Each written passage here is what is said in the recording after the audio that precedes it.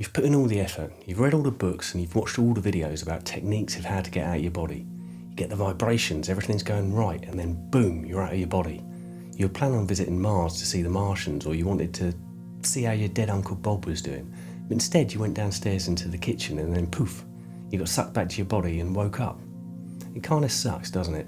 You did all the work and then literally got out for 1 minute and then it was all over.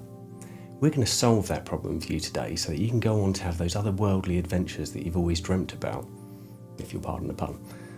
Learning the skill of exit is obviously essential, but it's usually where people focus all of their effort, forgetting that there are skills they need once they actually do get out, and failing to prepare for those often leads to disappointing early journeys.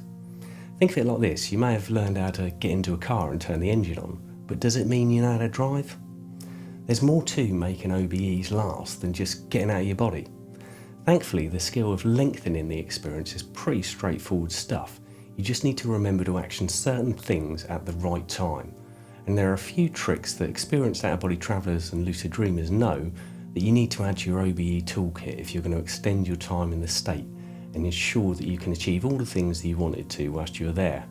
Rule number 1, taming your excitement. When you're fairly new to these experiences and you get your first taste of getting out of body, it's exciting, it's a real buzz, ecstatic even.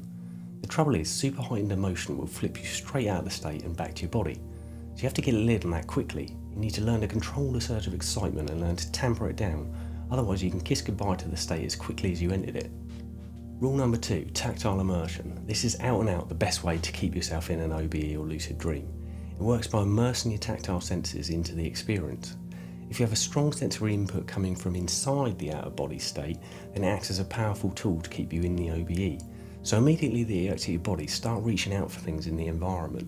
Touch things, anything, whatever's closest to you. The wall, the bedside cabinet, the window ledge, even the floor, whatever it is, touch it.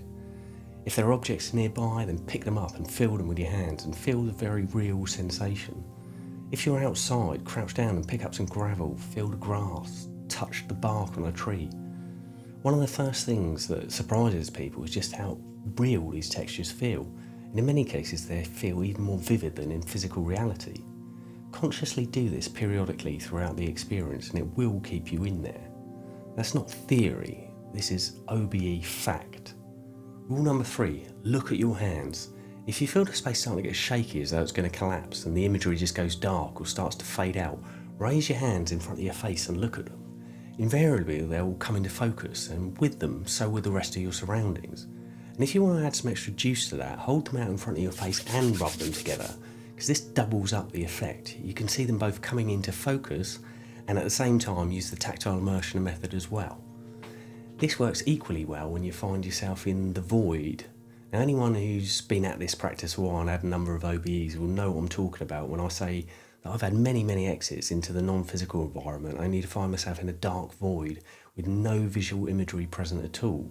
You just feel like you're walking around in a heavy, completely dark room. It's as if you're wading through treacle. This in-between state is very common, and you need to work to sort of find your way through it into a fully visually immersive experience. And looking at your hands and reaching into the environment and feeling out for things will immerse your tactile and your visual senses, and that's the way to bring the experience to life, and it will get you into a full HD reality, the way you want to be. So tactile immersion, touch things, look for your hands. Rule number 4, spinning. When you start to feel the lucid dream or the OBE start to fade out and the imagery has began to collapse again, simply start spinning around just like a kid in a playground. Really commit to the spin, go around and around. And this again is an extrapolation of the tactile immersion method. That sensation of spinning will help you stay in the state, and you'll generally actually cause new scenery to arise when you do eventually stop. So this one's twofold in that it can both keep you in this state and transport you somewhere new and interesting to explore. Rule number 5, this is one of the simplest things you can do to ensure that you squeeze every bit of exploration time out of your travels. So when all else fails and the experience does collapse, and it will, you may have tried everything to cut it mid-collapse and bring it back in, but you failed. You found yourself back in your body in your bed, but that doesn't matter. All is not lost. If you can maintain the presence of mind to simply stay perfectly still, do not open your eyes and do not move a muscle. Just lay there and focus on going back in, and you'll find it is so easy at that point. Your energy body's already in the perfect state to just re-enter. Do this as a matter of default every time you come back to your body, and you'll be surprised at how effortless it is to just go straight back in. With practice, you can have 2, 3, 4, and sometimes more OBEs on the trot this way. So remember, tame your excitement, use tactile immersion, look at your hands, use spinning, and when it does collapse, just stay perfectly still, refocus and re-enter. None of these techniques require any special gift or years of meditation practice. They're simply mechanics of the state. They're repeatable skills, and like any skill, they get sharper the more often you apply them. The difference between a 1 minute OBE and a 1 hour OBE isn't talent, it's knowledge. It's knowing what to do ahead of time and remembering to put it into action at the right moment. So get to work. And if you've used any of these methods, or perhaps you have some of your own, then why not leave them in the comments below and let us know about them. If you're not sure how to get into the out of body state itself, then why not check out this video up here and try out the 8-step method called the determination technique.